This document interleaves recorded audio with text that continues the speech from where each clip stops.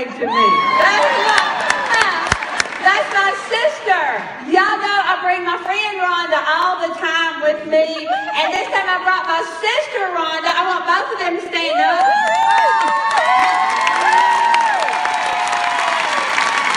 Okay. And now get this. I don't know where Dickie is. Sandy Dickie, I don't know where you are. But, okay. So, every time I get here, I'm not even kidding, Dickie meets me out there with all her girls, her posse, and it looks like something out of the Wild West. They be standing out there and holler, "Hey, Shellie." With all her posse. Well, I just want to say, Dickie, I got me a posse this time, girl.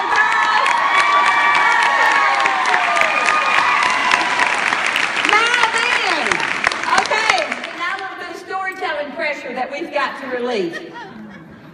I told Rhonda that I would befriend Rhonda as distinguished from Sister Rhonda. So I told Rhonda I was going to tell this story because I got to. Because y'all are homegirls by now. And y'all know a lot about Rhonda and I. Y'all know that we prank each other, right? Since I saw y'all last, I did the prank of the century.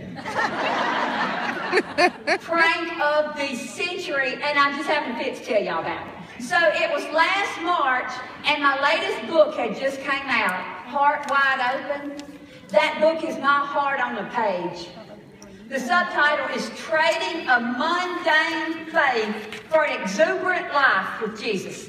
And it's my heart just bled out on a page. I'm so glad I got to write that book, and it's available back there. But this particular night, the book was launching, and we had planned this super big event in West Monroe, Louisiana, at this big First Baptist church, about this size, church, and we had sent out like invitations. We had done like flowers and food, right, girls, all this stuff for it. And I was so excited about it, and it got up to that night, and I be John Ram, the Lord sent a tsunami. And it was just like, I mean, I've got all this money out in flowers and food and all these plans. Had a worship team from Colorado that was doing the worship, and I was going to get to speak. And we got a tsunami. And they're saying on the TV, they're warning people not to get out and drive. And I'm like, Lord, can we talk? Because we put so much planning into this. And so we did have it anyway, and a good number of people came out, and we had a good time worshiping Jesus anyway. And then I walked out the doors in that tsunami with all the rain standing, and promptly slipped, because I was being prissy in these big heels that I don't ever wear. Note to self. And so I'm coming out in these big heels, and I slipped and broke my arm, fractured my arm all up. Whatever. So I spent that whole night in the emergency room, and the next morning in the orthopedic clinic, and I am scheduled to fly out in just a couple hours to Greenbrier, actually, resort in West Virginia.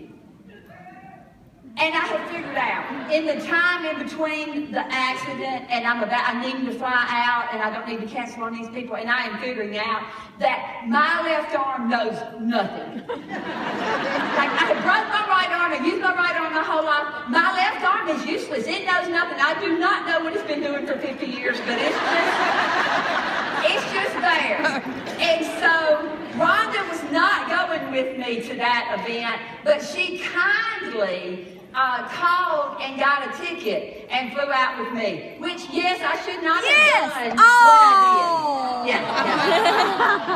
Granted, I shouldn't have done what I'm just going to tell y'all I did, because she flew out with me. But in advanced defense of myself, I'm just going to say I was in pain and I needed a little bit of stress relief. That's all I got.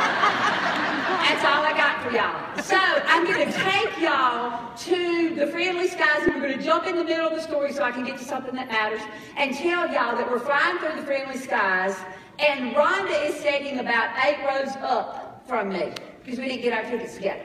And I know something about Rhonda. I know that Rhonda is up there, and she's looking out the window. And I know she's just so happy, because Rhonda loves to fly. She had just got back from the Philippines on a mission trip. She loves to fly. And I know she's so happy, because I also know that Rhonda hates security. with a passion. As much as she likes to fly, she hates going through security. We don't understand it, but Rhonda sweats like a terrorist when she goes through security. Like they're going to find a shoe bomb on her or something. And so I know that she's gotten through security and she's all good. It's all good. It's on now. And so I know she's looking out the window. She's so happy and everything. And again, I need some relief, right? So I came up with a little plan. And I had tagged the male stewardess. I don't think that's what they call themselves. I'm sorry if this is going out on YouTube. I'm sure it's a more professional name. Flight attendant. Flight attendant. Flight attendant. So I had tagged him as a joker. In the short amount of time we've been together in this plane, I have tagged him as a joker because we people recognize each other. We send off like signals, like high-pitched dog whistle type of thing. We know this. And so I had already tagged him. So he comes down the aisle one time, and I say to him, he lays down, and I said, and y'all, I don't whisper well. Have y'all ever noticed that? And I said, are you up for a practical joke? And he said, always. What you got? So I began to tell him about my plan. Well, 2 seats in front of me, 2 seats behind me, 2 seats on the other side, 2 seats behind him. They're all listening. They can all hear because this country voice travels. And so they're all like, okay, in-flight movie. Let's go. You know, they're good to go with this thing. And so I tell him the whole plan, and then I give him my business card. And he takes my business card, and he slips it in his pocket, and he goes up to begin the play. So everybody's watching. He goes up there, and he leans across the person that's in the center aisle to Rhonda, and he said, Miss Perry. And Rhonda looks up and says, yes. And he said, Miss Rhonda Perry. And she said, yes. And he said, Miss Perry, I hate to tell you this, but we have had a call into the cockpit, and the pilot took it, and he said that there had been a security breach, and your name was involved. And Rhonda starts losing color in her face. And we can't see everything that Rhonda is saying, but we can see, and she's going like me? And he said, yes, ma'am. And he said, how often do you fly? Well, at this point, Rhonda doesn't know what the right answer is. And she knows she's just got back to the Philippines, and before that she went to the Ukraine. And so she's like, not a lot. And he said, well, I'm sure that's all there is to it. There was probably a flag in the system that came up, and that's probably all it is to it. He said, but Miss Perry, I do need you to know that there is going to be a security detail waiting on y'all on the tarmac when you change planes in Atlanta, and you are going to be detained for questioning. It's not that funny. I can't believe that she's I felt still bad alive. at that point. Because by now, all the color has drained from her.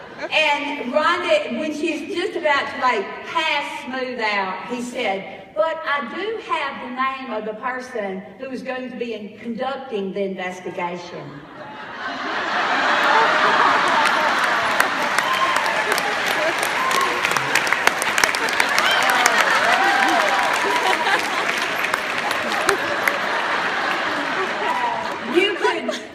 Her all over the plane.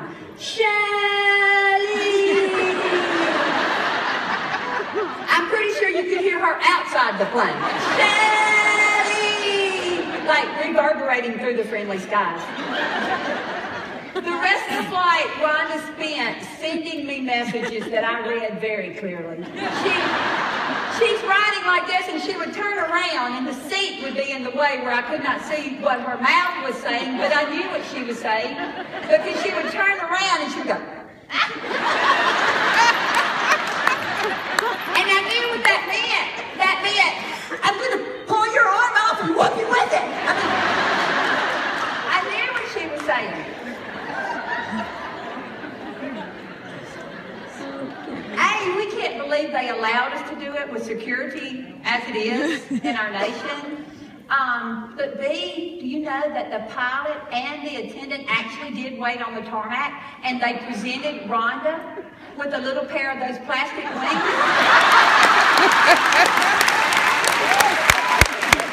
The kind you give a kid when they're not crying, so they give them the little wings.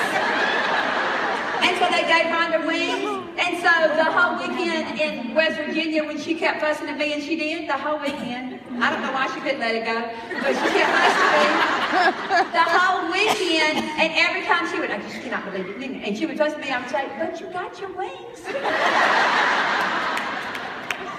She did not think it mattered.